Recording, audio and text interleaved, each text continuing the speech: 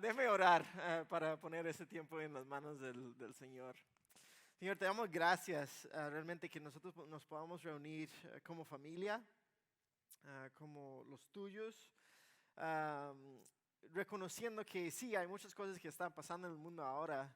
ah, no solamente el mundial, sino esta temporada de Navidad también, el Año Nuevo, ah, todo tipo de transición en nuestras vidas. Y sin embargo, tú eres soberano sobre todo eso. Y reconocemos nuestra pequeñez y reconocemos tu grandeza. Y entonces, Señor, estamos aquí no simplemente por un acto religioso, sino porque te estamos buscando y también podemos estar juntos con otros que te están buscando. Y eso nos da vida, Señor. Entonces pedimos que esta mañana tu palabra sea real para nosotros, para que lo podamos vivir. Es en tu nombre que oramos. Amén. Bueno, vamos a seguir en Daniel capítulo 9. Daniel capítulo 9. Algunos de ustedes saben que mi esposa viene de Costa Rica y una de las primeras cosas que yo reconocí cuando llegué a Costa Rica fue la diferencia en cómo ellos utilizan las direcciones ahí. La razón es porque no tienen direcciones ahí. No tienen nombres de calles, no tienen números de casas. Entonces lo que uno hace aquí, ¿verdad? Es cuando está tratando de ir a algún lado, es poner la dirección 2701 Wade y no importa dónde estás, empiezas a llegar aquí a este lugar porque tienes la dirección. Pero allá es un poco diferente y algunos de ustedes han escuchado que lo he comentado así, pero allá utilicen lugares o espacios para marcar dónde toman las direcciones. Entonces, literalmente, nuestra dirección de la casa de Nati y yo cuando nosotros vivíamos allá era 1 kilómetro oeste, 50 metros al norte de la puente de Lagunilla, del puente de Lagunilla en Santa Cruz, Guanacaste. Portón de madera. Entonces ya todos llegaban ahí y uno llegaba ahí. Pero en la comunidad o en el pueblo es aún peor porque ellos dicen, sí, son 3 cuadras más allá que el supermercado viejo, antiguo. O sea, no ha estado por 20 años, pero por lo menos ustedes saben dónde estaba antes. Y después doble donde está el árbol que está en medio de la calle, doble a la derecha y es el portón verde que queda por ahí. Pero muchas veces la razón, yo pensaba, ¿cómo es que la gente va a llegar aquí si uno no tiene nada? Pero es porque tienen la dirección, tienen un inicio y un final bien marcado, entonces los detalles no son tan necesarios para entender, mientras que puede llegar. Y cuando estamos hablando de Daniel y literatura profética, literatura apocalíptica, estamos hablando de que hay que hay una dirección bien fija, de un inicio y un final. No necesariamente vamos a entender todos los detalles, pero sí podemos igual seguir viendo qué es la idea grande de qué es lo que Daniel quería decir. Entonces hoy en Daniel 9, como mucho del final, de la parte final de Daniel, se ha escrito miles de páginas sobre ciertos versículos que tienen que ver con ciertas profecías que aún igual los eruditos no han llegado a un acuerdo. Y muchas veces cuando no se puede llegar a un acuerdo, aún entre personas que siguen a Jesús, que son eruditos, significa probablemente que la idea es más grande y más importante que simplemente los detalles.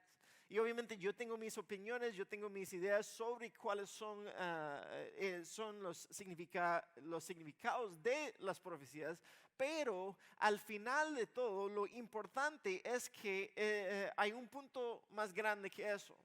Y es que hay un final específico a lo cual Dios está trabajando y Él sí va a tener su victoria al establecer su reino a través de su rey.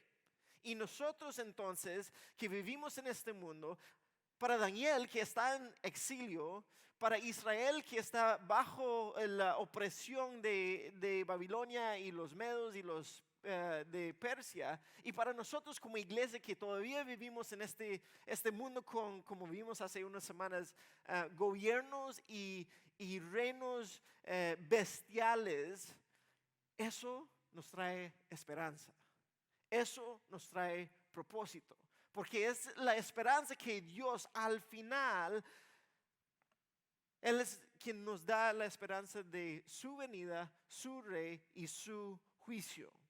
Y ese lo que genera en nosotros, esa esperanza, es lo que nos da la habilidad de perseverar en su misión mientras que vivamos en este mundo. Entonces tal vez no tenemos muy claro todos los detalles, pero sí podemos ver hacia dónde vamos. Y creo que eso es lo que vamos a ver hoy en el capítulo 9. Entonces, versículo 1 del capítulo 9 empieza así. Era el primer año del reinado de Darío, el Medo, hijo de Asuero, quien llegó a ser rey de los babilonios. Durante el primer año de su reinado, yo, Daniel, al estudiar la palabra del Señor, según fue revelada al profeta Jeremías, aprendí que Jerusalén debía permanecer en desolación durante, y puede circular aquí, 70 años. Así que, ahora cuando uno ve las palabras así que, eso es algo causal, ¿verdad? Es algo, ya que él ha visto eso, entonces él va a tomar, él va a responder. Así que dirigí mis ruegos al Señor Dios en oración y ayuno. También me puse ropa de tela áspera y arrojé ceniza sobre mi cabeza. Él está demostrando ¿qué es la palabra? Su humildad, su destreza, no es la palabra. ¿Qué es distress? Arrepentimiento, sí, confesión. Él está confesando. Entonces dice, oré al Señor mi Dios y le confesé. Entonces, Darío ha llegado a ser rey. Eso es alrededor de unos 66 años después del exilio. Entonces, no piensa en Daniel como el joven que vimos antes. Ahora Daniel probablemente más de 80, tal vez más de 85 años después de estar bajo los diferentes reinados, los diferentes reyes. Y justo en ese momento hay un cambio de imperios, justo lo que vimos la semana pasada, que Dios dijo que iba a pasar. Va a bajar los babilonios, va a subir los medo-persos, y entonces en eso, Él está viviendo justo lo que Dios le dijo que iba a vivir. Y como es Daniel, él está y sigue buscando al Señor a través de las Escrituras. Mientras que va leyendo las Escrituras, que primero significa que él es educado y segundo significa que él tiene aún acceso a esos rollos, a las Escrituras, él ve y mira Jeremías. Jeremías dice, son 70 años. Son 70 años de exilio, 70 años donde ustedes no van a estar en la tierra donde Dios les prometió que iban a estar.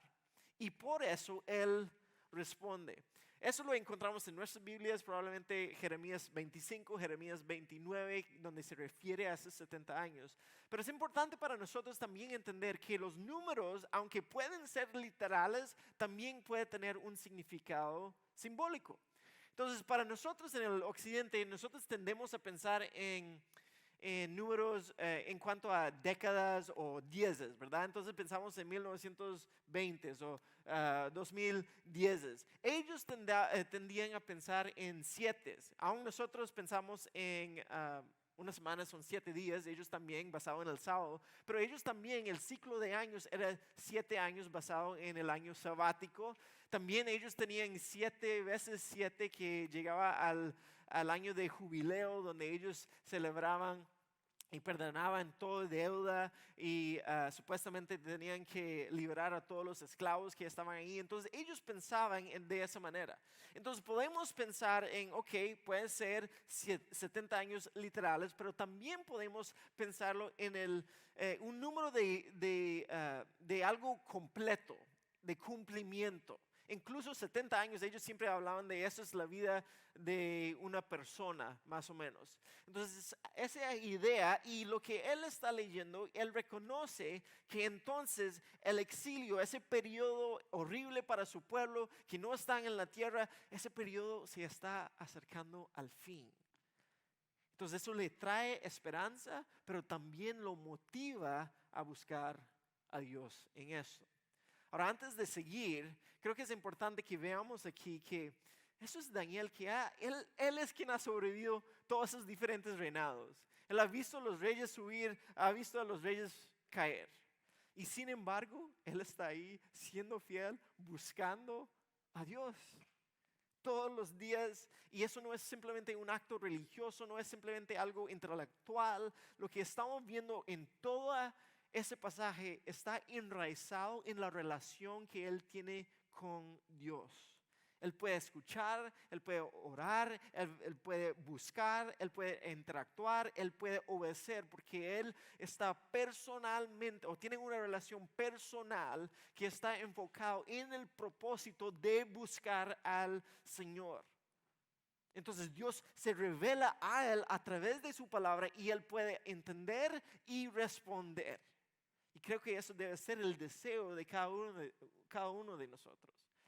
Si uno piensa bien, esos son 60 años o más bajo presión y él todavía busca a su Dios y deja que la palabra de Dios lo reta en lo que él está leyendo. Y yo no estoy simplemente hablando del deber religioso, aunque eso a veces es parte de nosotros. Deberíamos de tener la disciplina de buscar a Dios. Pero estoy hablando también del deleite de seguir buscando a Dios a través de su palabra y a través de orar. Y en este caso, Él reconoce qué es lo que tiene que hacer. Orar, ayunar, se pone esa ropa para expresar qué es lo que Él está sintiendo, mientras que Él interactúa con ese medio de gracia que es la palabra de Dios. Entonces, está leyendo y tiene que responder a lo que aprende. Entonces empezamos con esa oración de confesión. Él va a tomar sobre él, ya que vio esto en las Escrituras, él va a tomar sobre él la responsabilidad por confesar para su propio pueblo. Oh Señor, tú eres Dios grande y temible. Siempre cumples tu pacto. Eso no está funcionando. Siempre cumples tu pacto y tus promesas de amor inagotable con los que te aman y obedecen tus mandatos. Voy a ver si lo puedo arreglar. Ay, qué bueno.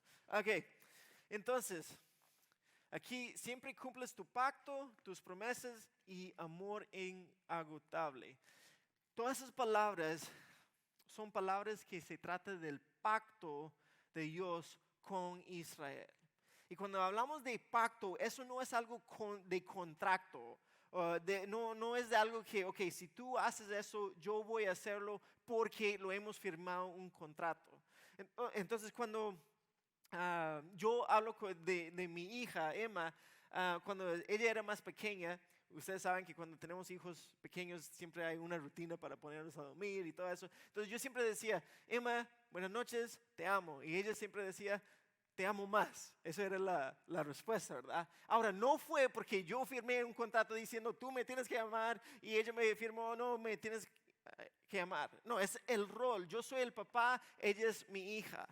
Yo tengo la responsabilidad por proveer por ella, ella tiene la responsabilidad de someter a mi autoridad, de seguir las reglas de la casa, de seguir lo que yo he puesto, pero está basado en la relación que tenemos como hijo, como padre e hijo, hija. Entonces no somos iguales, pero sí hay una relación real y verdadera. Y entonces Daniel viene a Dios, e incluso en el versículo anterior, él usa el nombre de Dios Yahvé, el nombre del pacto, el Dios del pacto. Y eso es importante porque él anda en medio de un ambiente donde hay muchos dioses. ¿Cuál Dios se está refiriendo al Dios de Israel que dijo, Israel, tú eres mi pueblo, me vas a pertenecer a mí y yo voy a ser un buen rey para ti? Él reconoce eso y dice, Dios, ya que tenemos esa relación, aunque no ha existido como debería de existir, ahora voy a apelar y hacer una petición a ti basado en lo que tú te has revelado a través de tu palabra. Y entonces lo que sigue es una confesión. Cuando hablamos de confesión, esta es básicamente decir, yo reconozco y estoy de acuerdo con, delante de Dios, su justicia y nuestro fallo, nuestro error, y la mejor palabra es nuestro pecado. Entonces, versículo 5. Pero hemos pecado y hemos hecho lo malo. Nos hemos rebelado contra ti y hemos despreciado tus mandatos y ordenanzas. Nos hemos rehusado a escuchar a tus siervos, los profetas, quienes hablaron bajo tu autoridad, nuestros reyes, príncipes, antepasados, ya todo el pueblo y a todo el pueblo. Señor, usted tiene la razón, pero como ves, tenemos el rostro cubierto de vergüenza. Entonces ellos han desobedecido, el resultado es vergüenza. Esto nos sucede a todos, tanto a los que están en Judá, en Jerusalén, como a todo el pueblo de Israel disperso en lugares cercanos y lejanos, a donde quiera que nos haya mandado por nuestra deslealtad a ti. Oh Señor, nuestros reyes, príncipes, antepasados, estamos cubiertos de vergüenza porque hemos pecado contra ti. Pero el Señor, nuestro Dios, es misericordioso y perdonador, a pesar de habernos rebelado contra Él. No hemos obedecido al Señor porque no hemos seguido a las instrucciones que nos dio por medio de sus siervos y los profetas. Entonces piénsalo en ese ambiente de relación. Si uno tiene un hijo, o tal vez tú eres ese hijo, o eras ese hijo, lleno de rebelión, desobediencia, no podía ser enseñado, siempre estaba desobedeciendo, no podía seguir lo que sus papás hacían. Sus papás tenían que disciplinarte, tenía que haber corrección en eso. Él dice, nosotros hemos pecado, hemos rebelado, hemos despreciado, no hemos obedecido, no hemos seguido instrucciones. Hemos rehusado escuchar a sus profetas. Los profetas, bíblicamente los profetas son llamados a llamar al pueblo de Dios de vuelta a Él. Eso era su trabajo. Entonces Dios les daba las palabras para hablar al pueblo de Dios, para que ellos escucharan y volvieran a Él. Y ellos dicen, nosotros no lo hemos hecho. Eso fue Dios persiguiéndolos. Dios estaba tan lleno de gracia diciendo, yo les voy a dar esa oportunidad, vuélvese a mí, y ellos no lo hicieron. Entonces, esa es la consecuencia. El exilio, estar en cautiverio, no es por ignorancia. Ellos sí sabían, sí conocían la palabra de Dios. No es por silencio, Dios sí había hablado. No es por falta de acceso, Dios les había dado su palabra. Ellos están en exilio por su pecado. Entonces hasta ahora en el libro de Daniel, los malos son Babilonia y sus dioses falsos y los han llevado al cautiverio. Y Daniel dice, no, no es por nada de eso. Nosotros estamos en la posición donde estamos por nuestro pecado, porque nunca hemos escuchado. Entonces él está confesando esto. Pero si ellos están en esa posición, es porque Dios ha estado en el proceso de llevarlos al exilio. Y si Dios está metido en ese proceso, significa que Él está en control de ese proceso. Y si Él está en control de ese proceso, significa que hay un propósito a que ellos estén en el exilio, que sería que ellos vuelven a Él. Ahora yo veo eso y yo veo todo lo que Dios hizo para el pueblo de Israel, como Él los rescató de Egipto, como los sacó y ellos pudieron cruzar el mar de una manera milagrosa, y después ellos comen en el desierto y los mantiene ahí después años bajo los jueces, y Él sigue rescatándolos y dándoles reyes, y igual Él sigue buscándolos con los profetas. Y yo veo a ellos y yo les digo, esa gente sí fue unos necios, fueron necios, un pueblo necio, gente necia que no podían. Pero en realidad es el estado de toda la raza humana. Desde el jardín de Edén, Adán y Eva tienen de todo igual, rebelan en contra de Dios. Dios va y los persigue, pero no pueden tener la relación original que tenía con ellos por su pecado. Y después veo mi propia vida, yo digo, soy igual de necio. Yo soy el mismo que tengo la impaciencia que está basado en mi propio orgullo de tratar de controlar y manejar todo lo que está pasando. Yo soy igual de necio. Entonces el contraste es que Dios es fiel y justo y nosotros somos rebeldes y llenos de vergüenza. Entonces, por eso Él empieza ese proceso de confesión.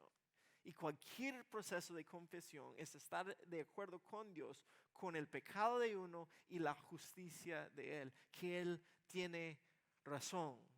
No se trata de culpar a otros por la posición donde nos encontramos, ambos como individuos y como cuerpo. Pero si nosotros vamos a arrepentirnos en el hecho de volver a ver a Dios, tenemos que empezar con una actitud y postura de humildad y confesión, que reconoce que Dios es justo y nosotros no. Y creo que el problema es que tantos de nosotros ni tenemos un sentido de pecado en nuestras vidas. Y yo sé que la palabra pecado es visto como algo muy antiguo y ese concepto, pero en realidad yo no tengo mejor palabra por cómo nosotros seres humanos tratamos a otras personas y cómo nosotros pensamos y cómo es que nosotros minimizamos todo lo que Dios ha hecho en nuestras vidas. Es pecado. Y algunos de nosotros simplemente tenemos que levantar nuestra vida, ver alrededor, mirar alrededor de toda la destrucción que nosotros hemos causado, todo el dolor que nosotros hemos causado, y la respuesta debe ser: Señor, yo confieso como yo he pecado. Yo confieso como yo he fallado en eso. Y muchas veces Dios puede usar como disciplina y como corrección las personas alrededor de nosotros y las circunstancias. Si Dios no lleva a Israel a estar en exilio bajo los babilonios, no sabemos si ellos entonces tienen ese sentido de pecado. Cuando uno no tiene un sentido de pecado, no tendrá muchas veces un sentido de vergüenza. Y entonces Daniel ora esa oración de confesión con la esperanza que Dios va a escuchar su oración y después proveer el rescate y perdón y reconciliación. Pero nuestra confesión humilde nos pone en la postura donde nosotros en realidad aún podemos poner nuestra fe en Cristo.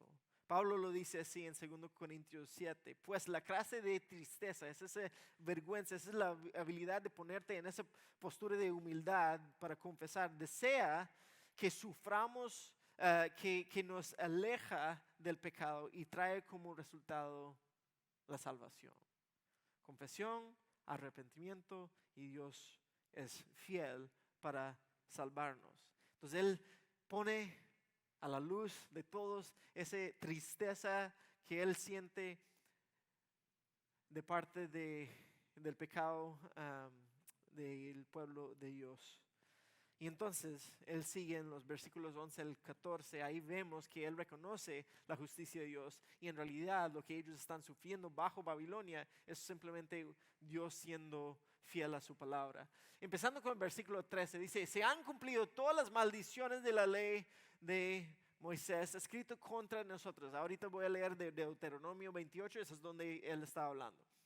Sin embargo, entonces, se ha cumplido todo lo que tú has dicho, Dios. Sin embargo, igual nos hemos rehusado a buscar la misericordia del Señor, nuestro Dios, al no reconocer su verdad ni abandonar nuestros pecados. Por lo tanto, el Señor nos ha enviado la calamidad que había preparado. El Señor, nuestro Dios, tuvo razón en hacer todas esas cosas porque no lo obedecimos.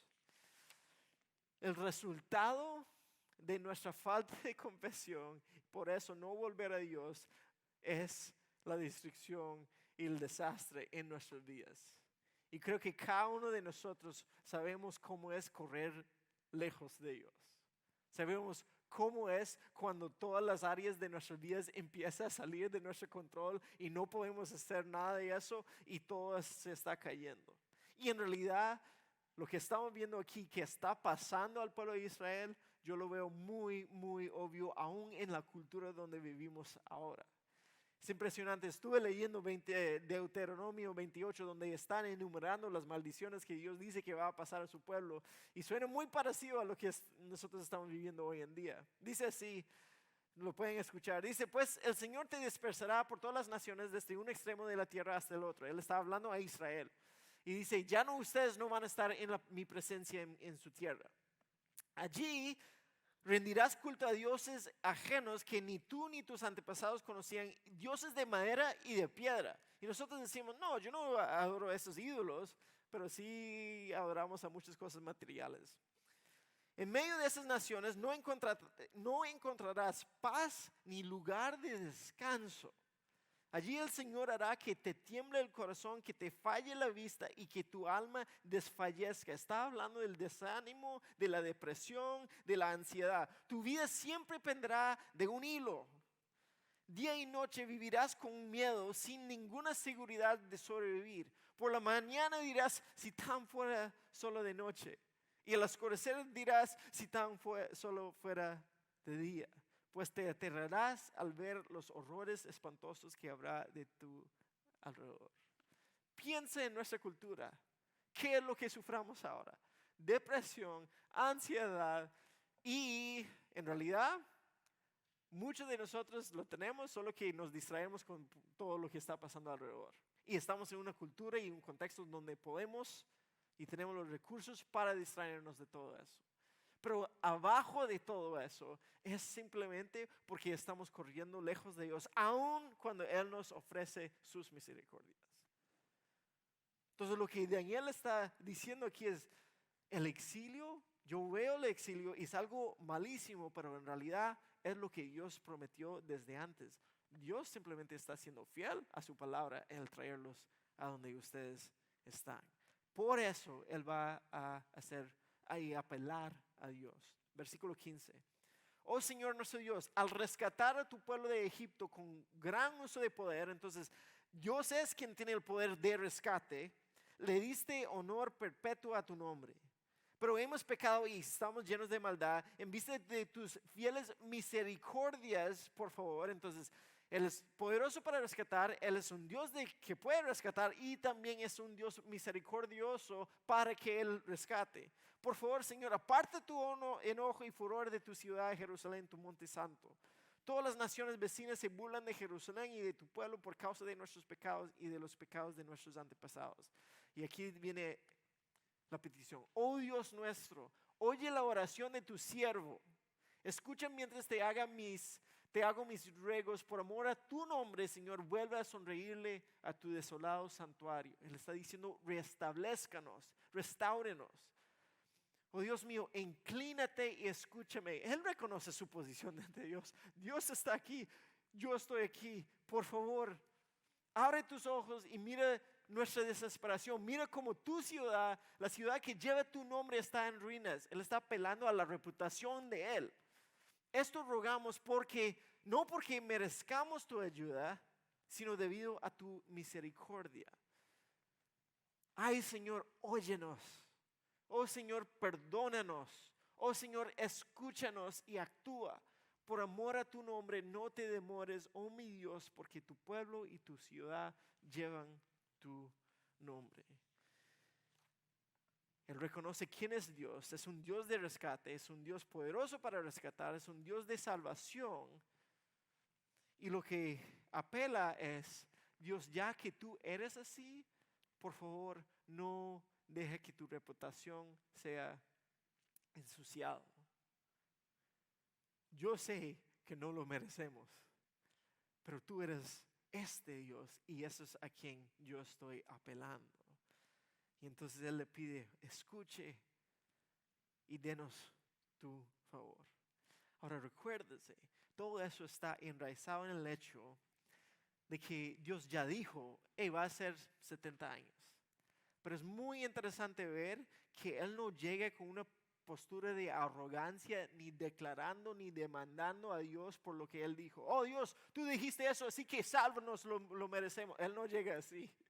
Él llega con una postura de humildad, reconociendo quién es Él y quién es su Dios. No podemos dejar que las promesas de Dios nos haga arrogantes y llenos de autojusticia, independientes, demandando que Dios tiene que hacer algo por nosotros. Y digo eso porque escucho esto dentro de ambientes religiosos y otras iglesias, que ellos tratan de demandar que Dios tiene que responder a ellos porque eso es lo que Él prometió. Dios va a hacer lo que Él quiere hacer, y Él es humilde, suficiente humilde como para responder a nosotros. Pero nosotros hay que ser muy claros, nosotros no merecemos nada, porque somos nosotros que vamos rehusándolo y corriendo de Él. Y yo sé que hay muchas cosas pasando en nuestras vidas ahora, asuntos personales, situaciones en la familia, transiciones de trabajos, dolor, gozo, pérdida, celebración, pero esta postura de humildad y compasión tiene que ser nuestra postura constante cuando venimos ante Dios. Y ese tipo de oración tiene que ser la oración constante cuando venimos ante Dios. Entonces, por favor, escúchame. Y no se trata de humillarnos de alguna manera, se trata de reconocer que yo soy dependiente en Él. Y lo impresionante es que Dios sí responde. Ese gran Dios responde a esa petición de un ser humano. Es impresionante pensar en eso. Esta semana, ustedes saben cómo es cuando uno tiene internet en la casa. Cada 3 meses ellos suben el precio y no sé por qué. Pero entonces yo estaba no, ya yo no voy a aguantar eso. Voy a buscar otro lugar. Entonces busco otro lugar y lo encontré por mucho menos. Entonces les llamo y ellos dicen, sí, claro. Entonces me manda el aparato ahora que lo vamos a poner dentro de la casa y lo listo. Lo probamos por unos días, funciona, pero no tan bien. Entonces yo digo, ok, no va a funcionar. Entonces ahora viene la tarea. Tengo que llamarlos, que ellos me respondan para que yo pueda devolver eso, y ellos me tienen que devolver el dinero. Eso sí es un poco más difícil. Entonces llamo. Obviamente primero es la respuesta automática, ¿verdad? De la computadora, y uno está gritando, hey, agente, yo quiero hablar con alguien en persona. Y por fin me da a una persona, y esa persona obviamente es una señora en las Filipinas o algo así. Ella no me entiende tan bien, yo no la escucho tan bien. Entonces dura un montón y eventualmente dice, estás hablando conmigo, yo soy el departamento equivocado. Yo, por favor, no me cuelgue. Y ella, ¿verdad? Y sale la música. Y uno está esperando como 1 hora y media.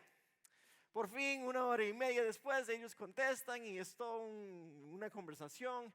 Cuesta aún que ellos respondan a nosotros y Dios responda a nosotros. Con todo lo que está pasando en el mundo y todo lo que está pasando en el universo. Como paréntesis, ese mismo día yo estaba todo enojado y resulta que yo estaba hablando con un amigo que vive en Venezuela, un pastor ahí, y él me dice, sí, yo estoy en la fila para gasolina, tengo 3 horas aquí esperando. Y yo, ok, yo no voy a quejarme del internet. Pero Dios responda cuando no tiene que respondernos. Es impresionante. Entonces ahí está Daniel rogándole y Dios responde. Versículo 20. Yo seguí orando y confesando mi pecado y el pecado de mi pueblo. Me fascina que él se identifique con el pueblo de él. Rogándole al Señor mi Dios por Jerusalén, su monte santo. Mientras oraba, Gabriel, a quien había visto en la visión anterior, se me acercó con rapidez a la hora del sacrificio vespertino. Él me explicó, Daniel, he venido hasta aquí para darte percepción y entendimiento. En cuanto comenzaste a orar, se dio una orden. Entonces Gabriel está bajo la autoridad de Dios, él simplemente es un mensajero. Y ahora estoy aquí para decírtela, y vea esta frase, porque eres muy precioso para Dios. Presta mucha atención para que puedas entender el significado de la visión. Daniel entiende, 70 años, ora a Dios. Dios, por favor, restaura su nación, tráiganos de vuelta a nuestra tierra. Por favor, perdona nuestros pecados. Pedimos reconciliación, pedimos restauración. Entonces Dios responde, pero la respuesta no es necesariamente lo que Daniel está esperando. Viene ese ser de otro ambiente, de otra realidad, y tenemos esta visión. Hasta ahora las visiones, todo ha tenido que ver con las naciones gentiles. Ahora esto es una visión específicamente para Israel. Entonces él empieza diciendo eso. Un periodo de 70 conjuntos de 7 se ha decretado. Daniel, tú estás esperando 70 años, ya casi va a terminar. No son 70 años, son 70 veces 7. Decretado para tu pueblo y tu santidad. ¿Para qué? 6 cosas. Poner fin a su rebelión, terminar con su pecado, obtener perdón por su culpa. Ese obtener perdón por su culpa es la expiación que Dios va a cubrir o alejar el pecado del pueblo.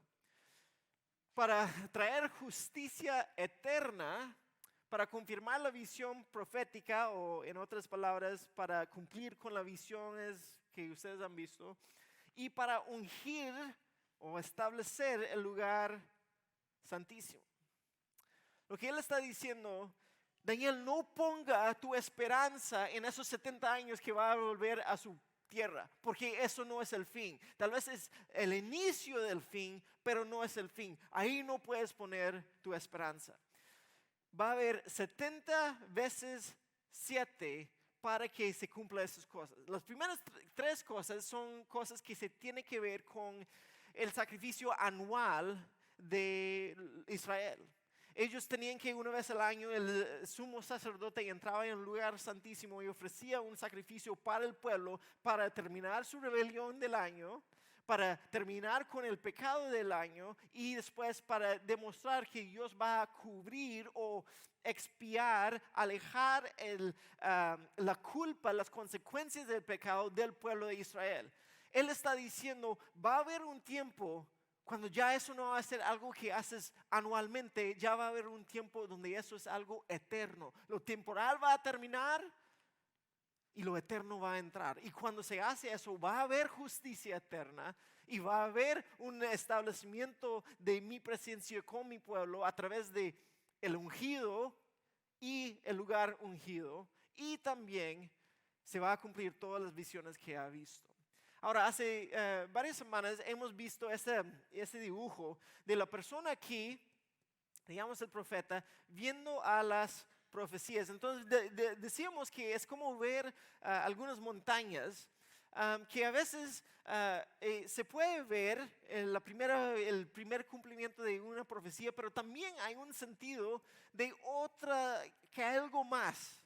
Entonces, cuando uno se habla de lo que él está hablando de algún regreso a la tierra, eso pasó.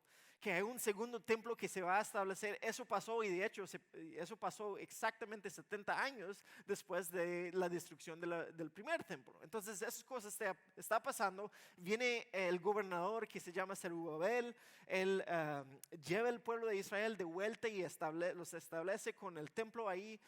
Tiene el sumo sacerdote que se llama Josué, que en realidad significa Dios salva, es traducido al griego es Jesús, el nombre de Jesús. Entonces todas esas promesas se cumplen. Sin embargo, en esos momentos tampoco entra un reino de justicia eterna.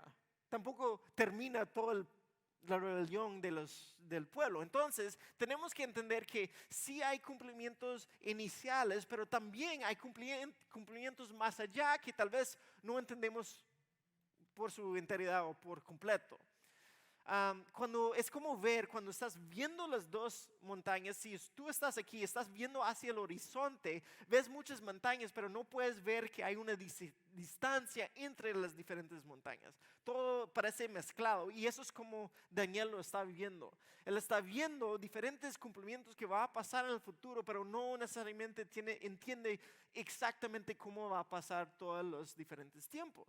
Eso es lo que está pasando aquí, porque vemos que sí hay cumplimiento inmediato, pero no por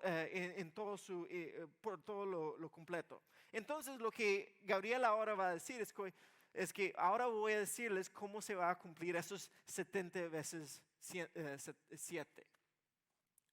Ahora escucha y entiende. Pasarán 7 conjuntos de 7, ¿ok? Acuérdense, todo eso es bajo 70 por 7. 7 conjuntos de 7 más 62 conjuntos de 7. Entonces, de alguna manera, hay 7 y 72, 7 y 62, y eso combinado es igual a 69, ¿verdad? Desde el momento en que se dé la orden de reconstruir a Jerusalén hasta que venga un gobernante, el ungido. ¿Qué es esa palabra? Mesías, Cristo.